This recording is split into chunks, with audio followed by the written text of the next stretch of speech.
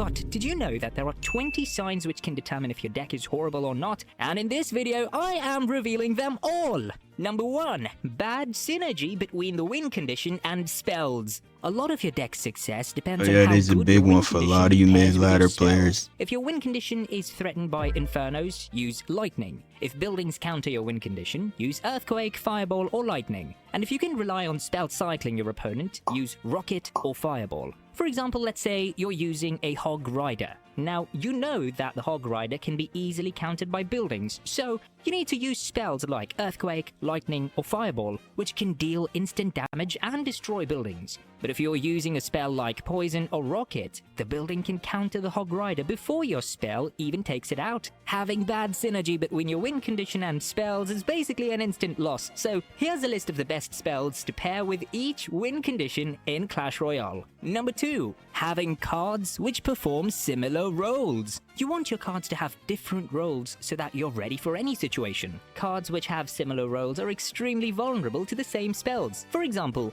Musketeer, Witch, and the Wizard are good at countering air units individually. But if you put them all in the same deck, you're already cooked. All those cards are weak against poison, lightning, or a fireball. If your opponent has even one of those spells, it's an instant loss for you. Recognize what role a card plays, and build your deck accordingly. Number 3. Relying way too much on a single card. If your deck is heavily relying on a certain card, especially on defense, you might need to switch it up a bit. What if your opponent is running a hard counter? Or perhaps you don't have your main defensive card in cycle, therefore a backup option is necessary. Let's say you're playing 2.6 hog cycle and your opponent drops a balloon. Now, your first counter is obviously the Musketeer. But what if she isn't in your cycle? Alternatively, you can also defend using a cannon plus ice spirit, or even a well-timed fireball. So having multiple ways to defend against your opponent's push is always a plus point for your deck. Number 4. Having no cards to pressure your opponent. A lot of games are lost because of a deck's inability to punish mistakes.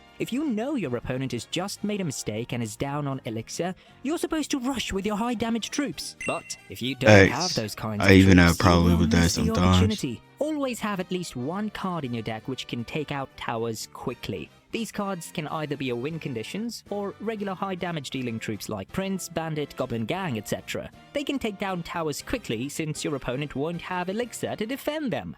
Number 5. Not having a tank for your glass cannons. Glass cannons are cards that deal heavy damage, but are low on hit points. Cards like Musketeer, Wizard, Dart Goblin, etc. fall under this category. The longer these cards remain on the field, the more advantage you gain. To protect these cards, you need a tank. This can be either a mini tank like Knight, Ice Golem, etc., or a heavy tank like Golem or You can use your surviving troops to launch an attack of your own. Let's say you're playing Graveyard. You defend your opponent's push easily with Baby Dragon and Tombstone.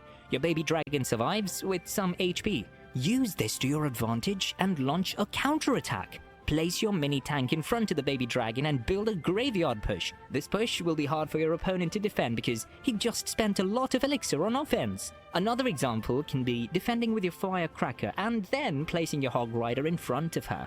The Hog Rider can tank for your Firecracker. I'm gonna lie, these are like some beginner tips.